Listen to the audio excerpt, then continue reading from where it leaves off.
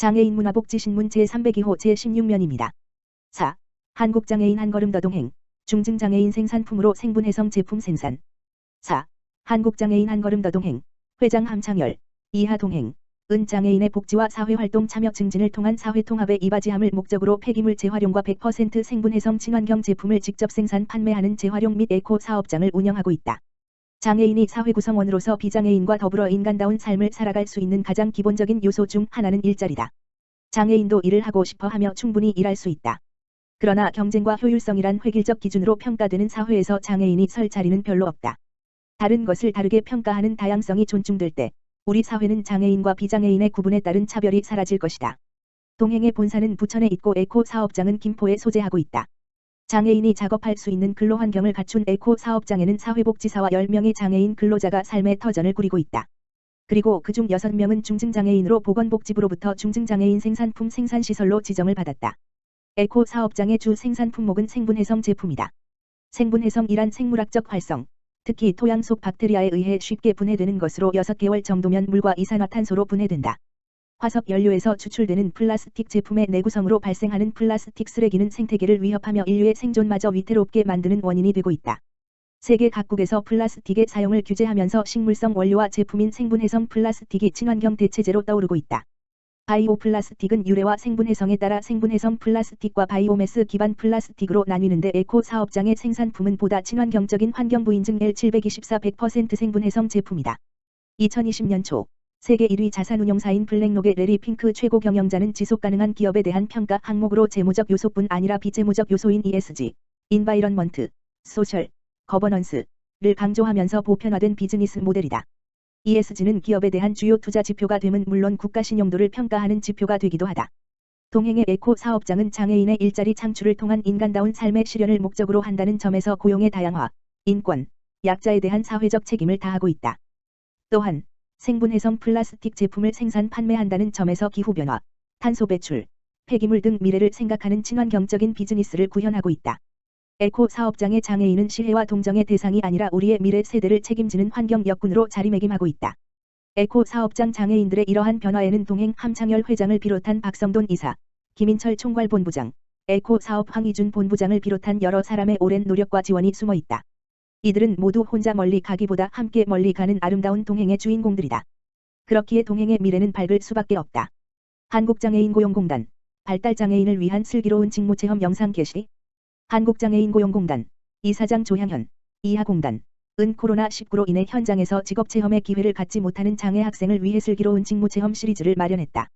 이 시리즈는 사서보조, 의류 판매, 편의점 스태프, 외식 서비스, 제과제빵, 사무환경, 면접 준비 등 총 7편으로 구성되어 있으며 사업장을 옮겨 놓은 듯한 서울 발달장애인 훈련센터 직업체험관에서 전문 강사가 발달장애인의 눈높이에 맞춰 설명하는 영상이다. 코로나19 확산으로 비대면 온라인 수업이 장기화됨에 따라 발달장애인 특성을 고려한 온라인 직업훈련 콘텐츠 필요성이 더욱 강조되었고, 직무체험 영상으로 취업 현장의 생생함을 느끼고 가정에서 자기주도적 학습이 가능하도록 기획 제작되었다. 앞서 공단은 지난해 하루 만에 직무체험 영상 총 8편을 제작하여 직업정보 및 각 분야별 직무를 안내한 바 있으나 눈높이와 흥미 위주여서 학습 효과가 떨어진다는 의견이 있어 이 슬기로운 시리즈는 서울 발달장애인 훈련센터와 협력하고 있는 서울특별시교육청의 협조로 학습 효과를 높이기 위한 학습지를 함께 제공, 영상 시청에 참고한 후 학습 정도 확인을 위한 보조교재로도 사용할 수 있다. 이번 콘텐츠는 공단 유튜브 채널 www.youtube.com/user/hahakead을 통해 만나볼 수 있다. 보건복지부 2020 전국 장애인 학대 현황 보고서 발간. 보건복지부 장관 권덕철 와 중앙장애인권익공호기관 별표 사인은 2020년도 장애인 학대 신고 사례를 분석한 2020 전국 장애인 학대 현황 보고서를 발간하였다. 현황 보고서의 주요 내용은 다음과 같다. 장애인 학대 신고 건수는 4,208건이며 이 중 학대 사례는 1,008건. 피해 장애인 장애 유형은 지적장애인 65.3%, 지체장애인 9.8% 순. 장애인 학대 유형은 신체적 학대 29.9%, 경제적 착취 25.4%, 정서적 학대 24.6% 순. 노동력 착취 사례는 전체 학대 사례의 8.7%, 88건을 차지. 장애아동 학대 사례는 전체 학대 사례의 13.2%, 133건을 차지. 학대 행위자는 지인 20.1%, 사회복지시설 종사자 19.3% 순. 학대 발생 장소는 피해 장애인 거주지 39.1%, 장애인 거주시설 14.9%. 2020년 장애인 학대 현황 보고 결과의 주요 특징은 다음과 같다. 장애인 학대 신고 건수는 4,208건으로 전년도 대비 3.8% 감소하였으나 조사 결과 학대로 판정된 건수는 1,008건으로 전년도 대비 6.7% 증가하였다. 학대 피해 장애인 중 발달 장애인, 지적 자폐성 장애의 비율은 69.6%로 가장 높은 비율로 나타났다. 장애인 학대 유형은 신체적 학대가 29.9%, 378건로 가장 높은 비중을 차지하였고, 그 다음으로 경제적 착취 25.4%, 321건, 정서적 학대 24.6%, 311건 순으로 나타났다. 경제적 착취 중 임금을 주지 않고 일을 시키는 등의 노동력 착취 사례는 전체 학대 사례의 8.7%, 88건로 나타났으며 피해 장애인은 지적장애인이 59.1%, 52건로 가장 많았다. 18세 미만의 장애아동 학대 사례는 전체 학대 사례의 13.2%, 133건로 나타났으며 주행위자는 부모가 48.9%, 65건로 가장 높았다. 학대 행위자는 지인이 20.1%, 203건로 가장 높은 비중을 차지하였고, 다음으로 사회복지시설 종사자가 19.3%, 195건, 8.9%, 90건 순으로 나타났다.